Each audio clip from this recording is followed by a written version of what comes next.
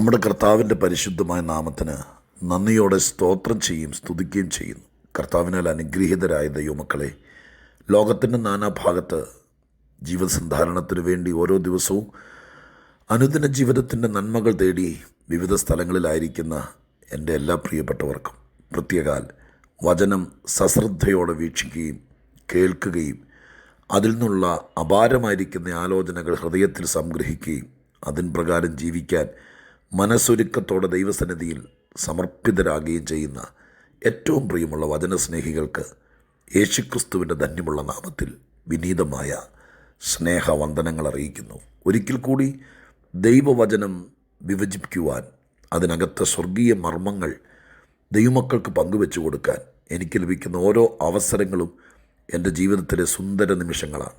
ഞാൻ ലോകത്തിൽ എന്തിനേക്കാൾ ഏറ്റവും സ്നേഹിക്കുന്നു, ഏറ്റവും പ്രശംസിക്കുന്നു, മനസ്സുകൊണ്ട് ആഹ്ലാദിക്കുന്നു എൻ്റെ കർത്താവിൻ്റെ വചനം ദൈവമക്കളുടെ മധ്യത്തിൽ പറയാൻ പറ്റുന്ന ഓരോ നിമിഷങ്ങളും. അതുകൊണ്ട് തന്നെ ഈ സുന്ദര നിമിഷങ്ങൾക്ക് കാരണഭൂതനായ കർത്താവിന് 1000 നന്ദിയും സ്തുതിയും സ്തോത്രവും എപ്പോഴും കരയറ്റിക്കൊണ്ട് ഒരിക്കൽ കൂടി ദൈവവചനത്തിലേക്ക് നിങ്ങളുടെ ശ്രദ്ധയെ സാദരം ക്ഷണിക്കുകയാണ്. ഇന്നത്തെ ദൈവിക ആലോചനയ്ക്കായി തെസ്സലോനിക്കർക്ക് എഴുതിയ 1-ാം ലേഖനം 2-ാം അധ്യായം 20-ാം വാക്യം ഞാൻ നിങ്ങളെ വായിച്ചു കേൾപ്പിക്കുകയാണ്. തെസ്സലോനിക്കർക്ക് എഴുതിയ 1-ാം ലേഖനം 2-ാം അധ്യായം 20-ാം വാക്യം. ഞങ്ങളുടെ മഹത്വവും സന്തോഷവും നിങ്ങൾ തന്നെ. കൊച്ചൊരു വാക്യം. ഞങ്ങളുടെ മഹത്വവും സന്തോഷവും നിങ്ങൾ തന്നെ. പൗലോസ് അപ്പോസ്തലൻ ഒരാത്മീക പിതാവിൻ്റെ ഭാഗത്ത് നിന്നുകൊണ്ടാണ് തെസ്സലോനിക്കർക്ക് ഈ ലേഖനം എഴുതുന്നത്. ഒരു കർത്തൃദാസൻ, സുവിശേഷകൻ, സുവിശേഷത്താൽ വീണ്ടും ജനിപ്പിക്കുവാൻ ദൈവം ഉപയോഗിച്ച ഭക്തൻ, ആത്മീകമായി ഉപദേഷ്ടാവായിരിക്കുന്നയാൾ എന്നിത്യാദി നിലകളിൽ ദൈവത്തിൻ്റെ കയ്യിൽ ഉപയോഗിക്കപ്പെടുന്ന ദൈവദാസൻ എന്ന നിലയ്ക്ക് തെസ്സലോനിക്കർക്ക് ഈ ലേഖനം എഴുതുമ്പോൾ അവരോട് പച്ചയ്ക്ക് തുറന്നു പറയുകയാണ്, ഞങ്ങളുടെ മഹത്വവും സന്തോഷവും ലോകത്തിൽ വേറെ ആരുമല്ല, നിങ്ങൾ തന്നെ. നിങ്ങൾ തന്നെ എന്ന് വച്ചാൽ സ്തോത്ര കാഴ്ച കൊടുക്കുന്നവരോ മാസം തോറും സപ്പോർട്ട് ചെയ്യുന്നവരോ വല്ലപ്പോഴും നാട്ടിൽ വരുമ്പോൾ ഒരു സോപ്പോ ജീപ്പോ കൊടുക്കുന്നവരോ അതൊന്നുമല്ല കേട്ടോ, അതൊന്നുമല്ല. ഞാനങ്ങനെ പറയുന്നത് സംശയ നിവാരണം നന്നായി നടക്കാനാണ്. പിന്നെ ആരാണ്? സുവിശേഷം പറഞ്ഞപ്പോൾ യേശുക്രിസ്തുവിനെക്കുറിച്ചുള്ള ബോധവൽക്കരണം, സത്യവചനത്തിൻ്റെ പൊരുൾ തിരിക്കൽ, അത് അവരുടെ മുമ്പിൽ ചെയ്തു കൊടുത്തപ്പോൾ ഈ 1-ാം അധ്യായത്തിലേക്ക് എഴുതിയിട്ടുണ്ട്, അവർ വിഗ്രഹങ്ങളെ വിട്ട് അന്യദൈവങ്ങളെ വിട്ട് ഈ സത്യത്തിൻ്റെ പാതയിലേക്ക് മഹാദൈവത്തെ സേവിക്കാനും തൻ്റെ പുത്രനായ ക്രിസ്തുവേശു സ്വർഗത്തിൽ നിന്ന് മടങ്ങി വരുന്നത് കാത്തിരിപ്പാനും വേണ്ടി തന്നെത്താൻ ജീവിതമർപ്പിച്ച് ദൈവത്തിന് വേണ്ടി വേർതിരിക്കപ്പെട്ടവർ, അവർക്കാണ് ഈ ലേഖനം എഴുതിയത്. അവരാണ് തെസ്സലോനിക്കയിലെ സഭക്കാർ. അവരോട് പറയുകയാണ്, ഈ ഭൂമിയിൽ ഞങ്ങളുടെ പ്രയത്നം വ്യർത്ഥമാകാതെ നിങ്ങൾ ക്രിസ്തുവിൽ ധന്യരായി തീർന്നതുകൊണ്ട് ഇനി ഞങ്ങളുടെ മഹത്വവും സന്തോഷവും നിങ്ങളാണ്. ഒരു ദൈവദാസൻ്റെ ഭാഗത്ത് നിന്നത് പറഞ്ഞത് നിങ്ങൾക്ക് മനസ്സിലായി കാണും. പക്ഷേ ഞാൻ ഒരു സഭയ്ക്കകത്ത് ക്ലാസ് എടുക്കുകയല്ല, പൊതുവിൽ എല്ലാവരോടും കൂടി പറയുന്ന 10 മിനിറ്റിൻ്റെ ചെറിയ സന്ദേശമാണല്ലോ പറയുന്നത്. ഞാൻ ആ വാക്കിൽ നിന്ന് ഇന്ന് നമുക്കുള്ളൊരു പ്രചോദനമായ പ്രബോധനം കുഞ്ഞുങ്ങളും യൗവനക്കാരും ടീനേജേഴ്സും യങ്സ്റ്റേഴ്സും പിന്നെ മധ്യവയസ്കരും മാതാപിതാക്കൾ ജീവിച്ചിരിക്കുന്നവരും എന്ന് വേണ്ട എല്ലാവരും അടങ്ങുന്ന ഈ കേൾവിക്കാർ, അവരോടായിട്ട് പറയുകയാണ്, ഇവിടെ ഒരു കൂട്ടം ആളുകളെ ഈ കർത്തൃദാസൻ്റെ സന്തോഷവും മഹത്വവുമായി മാറിയിരിക്കുന്നു, അല്ലെങ്കിൽ മാറിയതായിട്ട് അദ്ദേഹം അംഗീകരിക്കുന്നു. നമുക്കെന്തുകൊണ്ട് കുറേ പേർക്ക് സന്തോഷമായി കൂടാ, കുറേ പേരുടെ മഹത്വമായി കൂടാ? ഒരായുസ് ഭൂമിയിൽ ജീവിച്ചു. നമ്മൾ പല റോളിലാണ് നിൽക്കുന്നത്. ഇത് കേൾക്കുന്ന ചിലർ മാതാപിതാക്കൾ ജീവിച്ചിരിക്കുന്നെങ്കിൽ അവരുടെ മക്കളാണ്. നിങ്ങൾ ഭാര്യമാരാണെങ്കിൽ നിങ്ങളുടെ ഭർത്താക്കന്മാരുടെ ഭാര്യമാരാണ്. നിങ്ങൾ ഭർത്താക്കന്മാരാണെങ്കിൽ നിങ്ങളുടെ ഭാര്യമാരുടെ ഭർത്താക്കന്മാരാണ്. നിങ്ങൾ കൊച്ചുമക്കളുള്ളവരാണെങ്കിൽ വല്യപ്പച്ചനാണ്. നിങ്ങൾ കൊച്ചുമക്കളാണെങ്കിൽ നിങ്ങളുടെ ഗ്രാൻഡ് ഫാദർ, ഗ്രാൻഡ് മദർ, നിങ്ങളുടെ ഫാദർ, മദർ, അങ്ങനെ ഒത്തിരി ബന്ധങ്ങൾ ഇല്ലേ? സമൂഹത്തിൽ സ്നേഹിതർ, കൂട്ടുകാർ, അളിയൻ, അമ്മാച്ചൻ, അങ്ങനെ എന്തോരം ബന്ധങ്ങളാണ്. ഈ രക്തബന്ധങ്ങളല്ലാതെ തന്നെയാണെങ്കിലും നമുക്ക് ഉപകരിച്ച എത്രയോ പേരാ ലോകത്തിലുള്ളത്. നിങ്ങളിന്ന് ലോകത്തിൻ്റെ പല സ്ഥാനത്തായിരിക്കുമ്പോൾ നിങ്ങൾക്കൊരു കൈത്താങ്ങൽ തന്ന, ഞാൻ എപ്പോഴും പറയുന്ന പോലെ, നിങ്ങൾ ഇന്നായിരിക്കുന്ന സ്ഥാനത്ത് എത്തിച്ചേരാൻ വിദേശത്തോ സ്വദേശത്തോ ഒരു സർക്കാർ ജോലിയിലോ ഒരു പ്രൈവറ്റ് ജോലിയിലോ നിങ്ങളൊരു സ്റ്റുഡൻ്റ് ആണെങ്കിൽ ഒരു സ്ഥാനത്ത് എത്തിച്ചേരാൻ എത്രയോ പേരുടെ കൈത്താങ്ങലും സഹായവും പണവും ഉപദേശവും ഒക്കെ കിട്ടിക്കാണും ഇല്ലേ? ആരെങ്കിലും ഒരാൾ വിസ എടുത്ത് തന്നു, അങ്ങനെയൊക്കെയല്ലേ വഴി തുറന്നത്. തന്നെത്താൻ അധ്വാനിച്ചെത്തിച്ചേർന്നവരൊക്കെ കണ്ടേക്കാം. എങ്കിലും സമൂഹത്തിൽ നമ്മൾ ജീവിക്കുമ്പോൾ ഒരുപാട് ബന്ധങ്ങൾ നമുക്ക് ചുറ്റുമുണ്ട്. ഈ വാക്കിൻ്റെ അടിസ്ഥാനത്തിൽ ഞാൻ ഇന്ന് ചിന്തിക്കുകയായിരുന്നു, നമുക്ക് മറ്റുള്ളവർക്ക് ആരൊക്കെയായി തീരാൻ പറ്റും? ആരായി തീരാം? ചിലരുടെ ശത്രുവായി, ആജന്മശത്രുവായി, ചിലർക്കൊരു ഭീതിയും പേടിസ്വപ്നവും ഞെട്ടലുമായി, ചിലർക്ക് അപവാദമായി, അപമാനമായി, ചിലർക്ക് ക്രൂരനായി. അങ്ങനെയൊക്കെ നമ്മുടെ കരിയർ കൊണ്ട് ചില പിള്ളേർ അമ്മമാർക്ക് ദുഃഖപുത്രനാണ്, ചില അപ്പന്മാരുടെ തല കുനിച്ച അപമാന സന്തതിയാണ്. അങ്ങനെയൊക്കെ ആയിത്തീർന്നു പല പിള്ളേരും. പക്ഷെ ദൈവത്തിൻ്റെ വചനം കേൾപ്പാൻ താല്പര്യം കാണിക്കുന്ന ഞാൻ ഉൾപ്പെടെ നമുക്ക് ദൈവസന്നിധിയിൽ ദൃഢമായിട്ട് നമ്മുടെ തീരുമാനത്തെക്കാൾ അപ്പുറം നമ്മുടെ പ്രാർത്ഥനകൾക്കാണ് പ്രാധാന്യം. പലപ്പോഴും പത്രോസ് തീരുമാനിച്ചതുപോലെ ഞാൻ തള്ളി പറയില്ല, ഞാൻ നിൻ്റെ കൂടെ മരിക്കേണ്ടി വന്നാലും കൂടെ ഉണ്ടാകും എന്നൊക്കെ നമുക്ക് തീരുമാനിക്കാം, വീരവാദം മുഴക്കാം. പക്ഷെ പ്രായോഗികമാക്കാൻ പലപ്പോഴും പറ്റിയെന്നിരിക്കില്ല. ഒരുപാട് പേർ അതിലൊക്കെ പരാജിതരായിരിക്കും. പക്ഷെ പ്രാർത്ഥിക്കാം. കുറേ പേരുടെ പേരെഴുതിയിട്ട് പ്രാർത്ഥിക്കാം. എന്ത് പ്രാർത്ഥിക്കാം?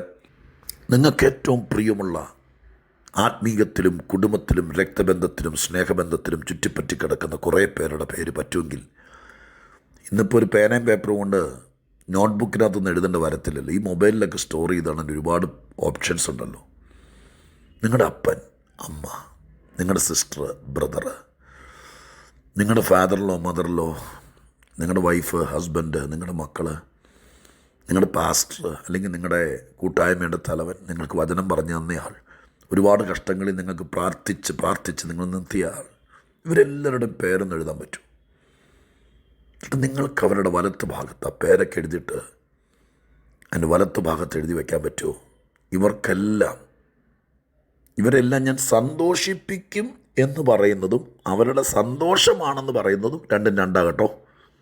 അവരെ സന്തോഷിപ്പിക്കണമെങ്കിൽ ഹാൻഡിൽ ഒരുക്കി വരുമ്പോൾ അച്ഛാ എന്നാണ്ട് വിശേഷമെന്നൊക്കെ ചോദിച്ച് വന്ന് ഒരു കൈലിമുണ്ടും മേടിച്ച് കൊടുത്തിട്ട് തോർത്തും മേടിച്ച് കൊടുത്ത് ആ കൂടെ ഒരു സോപ്പും കൊടുത്തു. അയ്യോ സന്തോഷമായി. മോനെ നീ എന്നാ പോകുന്നതെന്നൊക്കെ ചോദിച്ചു. എന്തെങ്കിലുമൊക്കെ ഒറ്റ കൊടുക്കുന്ന സാധനങ്ങൾ കൊണ്ടുവന്ന് കൊടുത്തു കഴിഞ്ഞാൽ ഒരു നിമിഷത്തേക്ക്, ഒരു ദിവസത്തേക്ക് സന്തോഷമായി. പിന്നെ അവരും അവരുടെ ജീവിതത്തിലായി, നിങ്ങളും നിങ്ങളുടെ ജീവിതത്തിലായി. പക്ഷേ എന്തെങ്കിലും കൊടുത്തിട്ടുള്ള സന്തോഷമല്ല, ഈ കക്ഷി തന്നെ അങ്ങ് സന്തോഷമാകുക. രണ്ടും രണ്ടാണേ, ശ്രദ്ധിച്ചോളണേ. അപ്പനോ അമ്മയ്ക്കോ ഭാര്യയ്ക്കോ ഒക്കെ തൽക്കാലത്തേക്കൊരു സന്തോഷമാകും. അത് ലോകത്തിൽ ആർക്കും പറ്റും. പക്ഷേ മറ്റുള്ളവർക്ക് സന്തോഷമാകുക എന്ന് പറയുന്നത് ഒരു ലൈഫ് ലോങ് അച്ചീവ്മെൻ്റ്, എന്തായാലും പറയുക, അതിന് ഒരു ജീവിതത്തിൻ്റെ ബന്ധമാണത്. മറ്റൊരാളെ നാണം കെടുത്താതെ, അപമാനിക്കാതെ അവർക്ക് മഹത്വമാകുക പറ്റുമോ? ദൈവസന്നിധിയിൽ അങ്ങനെ ഒരു തീരുമാനം കുറേ പേരുടെ, എത്ര പേർക്കാ ഒന്ന് എഴുതാൻ പറ്റുമോ? ജസ്റ്റ് ഒന്ന് ട്രൈ ചെയ്യും. ഒന്നുമില്ലാതെ എങ്ങനെ എന്നും നേരം വെളുക്കുന്നു, ഇതുപോലെ 10 മിനിറ്റ് ആദിപാസ്റ്റർ വചനം കേൾക്കുന്നു, ഓടിക്കതയ്ക്കുന്നു, വൈകുന്നേരം ആകുന്നു, അങ്ങനെ അങ്ങ് തീർക്കാതെ ചില കാര്യങ്ങൾ പ്രായോഗികമാക്കാൻ പറ്റുമോ നോക്ക്.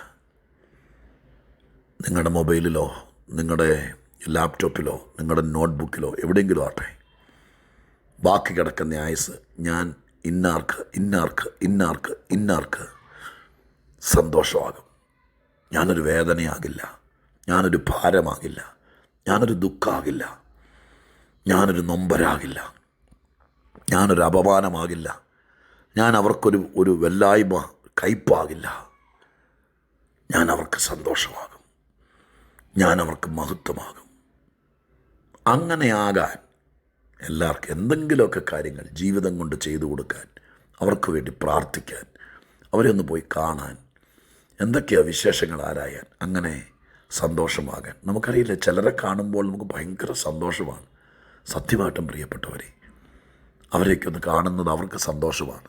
ഇവിടെ ധന്യനായ പൗലോസ് പറയുന്നു, ലോകത്തിൽ എന്തോരം ബന്ധങ്ങളുള്ള മനുഷ്യനാണ്, എത്ര ഉയർന്ന സ്ഥാനത്തിരിക്കുന്ന മനുഷ്യനാണ്, കുടുംബവും കൂട്ടാളികളൊക്കെ ഉള്ളവരാ. പക്ഷേ തെസ്സലോനിക്കരോട് പറയുന്നു, നിങ്ങളാണ് ഞങ്ങളുടെ സന്തോഷം, ഞങ്ങളുടെ മഹത്വം. നിന്നെ ഓർക്കുമ്പോഴൊക്കെ സന്തോഷമാണ്, നിന്നെക്കുറിച്ച് പറയുമ്പോൾ എനിക്ക് മഹത്വമാണ്. ദൈവസന്നിധിയിൽ നമുക്ക് അർപ്പണം ചെയ്യാം. ആർക്കും വേദനയാകാതിരിക്കാം, ആർക്കും ഭാരമാകാതിരിക്കാം. സൂക്ഷിച്ച് ജീവിച്ചാൽ ഇതൊക്കെ പ്രായോഗികമാക്കാം കേട്ടോ. എല്ലാവർക്കും ഒരു തലവേദനയും എല്ലാവർക്കും ഒരു വലിയ ഭാരവും എന്നും അരുത്. ദൈവത്തോട് ഈ കാര്യം പറ, അതാ നല്ലത്. ദൈവത്തോട് പറ, എനിക്ക് എൻ്റെ അപ്പൻ്റെ സന്തോഷമാകണം, എൻ്റെ അമ്മയുടെ സന്തോഷമാകണം, എൻ്റെ ജീവിത പങ്കാളിയുടെ മഹത്വമാകണം, എൻ്റെ ഗ്രാൻഡ് പേരൻസിന് എനിക്കെന്നും സന്തോഷം കൊടുക്കണം. അവരെ നൊമ്പരപ്പെടുത്തരുത്. എവിടെയെങ്കിലും പോയി കുപ്പി ചാടിയിട്ട് ലാസ്റ്റ് കരച്ചിലും നിലോളിയായിട്ട് ജാമ്യം എടുക്കാൻ വേണ്ടി അവർക്ക് വരരുത്. അയ്യോ, നിങ്ങളുടെ കുടുംബജീവിതത്തിൽ ക്ഷമിച്ചും പുറത്തും കരുതിയെല്ലാം മറ്റുള്ളവരും കൂടെ നിങ്ങളുടെ കൂടെ ഉണ്ട് എന്ന ചിന്തയോടെ നിങ്ങളെ ചൊല്ലി സന്തോഷിപ്പാൻ നിങ്ങളുടെ അഭിമാനമായി കാണുന്ന, നിങ്ങൾക്ക് ചോരയും നീരും തന്ന പലരും ഉണ്ടെന്നുള്ള വിചാരത്തോടെ നമുക്ക് ക്രിസ്തീയ ജീവിതം തുടരാം, ജീവിതയാത്ര തുടരാം. ഈ വാക്യം നെഞ്ചോട് ചേർത്ത് വയ്ക്കാം, ബൈബിളിൽ അടിവരയിടാം, പറ്റുമെങ്കിൽ കുറേ പേരുടെ പേരെഴുതി വയ്ക്കാം. എന്നിട്ട് നമുക്ക് ദൈവത്തോട് പ്രാർത്ഥിക്കാം, എനിക്ക് ഇവരുടെ സന്തോഷമാകണം, എനിക്ക് ഇവരുടെ മഹത്വമാകണം, എന്നെ അതിനെ അനുവദിക്കണം. കുറേ കഴിയുമ്പോൾ ദൈവം അത് ചെയ്യും. മക്കളെ, എല്ലാവർക്കും ആശംസകൾ നേരുന്നു. അങ്ങനെ ആകട്ടെ എന്ന് പ്രാർത്ഥിക്കുന്നു. ഞാനിപ്പോൾ ഒരു വാക്ക് പ്രാർത്ഥിക്കാം, തുടർന്നും നിങ്ങളിത് പ്രായോഗികമാക്കുമെന്ന് വിശ്വസിക്കുന്നു. പരിശുദ്ധ ദൈവമേ, ഞങ്ങളുടെ സ്വർഗീയ പിതാവേ, ലോകത്തിൽ ഒരുപാട് പേര് ഞങ്ങളുടെ നാടൻ ഭാഷ പറഞ്ഞ മറ്റുള്ളവർക്ക് പാരയായി, ഭാരമായി, പ്രയാസമായി, നിന്ദയായി, ചിലർക്ക് നൊമ്പരവും വേദനയായി. അപ്പാ, ഇത് കേൾക്കുന്ന ഞങ്ങൾ നെഞ്ചത്ത് കൈവച്ച് പ്രാർത്ഥിക്കുക. ഒത്തിരി പേർക്ക് ഞാൻ സന്തോഷമാകട്ടെ, ഞാൻ വരുന്നു എന്ന് കേൾക്കുമ്പോൾ അവർ പേടിക്കരുത്, സന്തോഷിക്കട്ടെ. ഒത്തിരി പേർക്ക് ഞാനൊരു മഹത്വമാകട്ടെ. എൻ്റെ കർത്താവേ, അതിനെന്നെ സഹായിക്കണം. ഇത് കേൾക്കുന്ന എല്ലാവരെയും സഹായിക്കണം. പ്രത്യേകിച്ച് കുഞ്ഞുങ്ങൾക്കും യൗവനക്കാർക്കും ഇത് മനസ്സിലാകണം. സ്വർഗം അത് ചെയ്യുമെന്ന് വിശ്വസിക്കുന്നു. യേശുക്രിസ്തുവിൻ്റെ നാമത്തിൽ പ്രാർത്ഥിക്കുന്നു. കേൾക്കണമേ സ്വർഗീയ പിതാവാം ദൈവമേ. ആമേൻ.